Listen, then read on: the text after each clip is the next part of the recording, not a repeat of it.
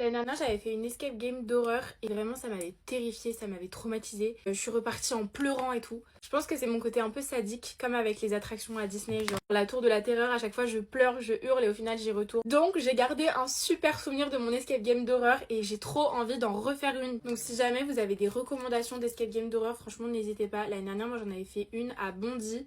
Ça s'appelait Closed Escape Game. Et en fait, je trouve que c'est une trop bonne idée d'activité à faire à plusieurs avec des potes et tout parce que je vous jure que vous allez trop rigoler. Genre, dites-vous que nous, avant d'arriver et de commencer l'escape game, la dame qui nous expliquait un peu les règles du jeu, le contexte et tout, elle nous a montré, il y avait un tableau avec le nombre de personnes qui avaient abandonné, qui ont arrêté l'escape game tellement ils ont eu peur depuis le début de l'année. Et il y en avait vraiment, je vous promets, je pense, au moins 60-70. En fait, c'était trop bien parce que c'était hyper réaliste. On était comme dans un appartement qui était hanté. Il y avait genre une petite fille qui rôdait.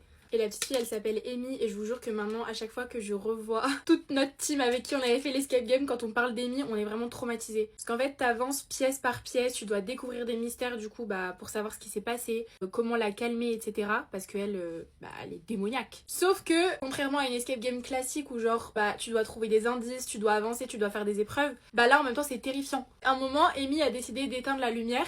On sait qu'elle est dans la pièce quelque part, on sait pas où. Et moi, elle a appelé mon nom, elle a dit « Armelle, tu dois aller rallumer la lumière toute seule. » C'était horrible parce que la lumière, elle était dans une autre pièce. Du coup, je devais traverser tout un couloir toute seule dans le noir complet. Alors que je savais qu'elle allait finir par m'attendre quelque part et genre me toucher le bras et tout. Quand je vous dis que je pleurais, que les larmes coulaient vraiment, c'est pas pour exagérer. Enfin, vraiment, je ne voulais pas y aller. Sauf qu'en fait, ce qui est hyper frustrant, c'est que si tu fais pas la mission qui t'est confiée, en gros, c'est comme si tu disais que t'as abandonné et du coup, t'as même plus le droit quand t'abandonnes d'assister à la scène. Genre, tu dois sortir de l'escape game et c'est fini pour toi et c'est ton équipe qui continue. Du coup, tu te forces à le faire et en même temps, c'est bien parce que du coup, je l'ai fait.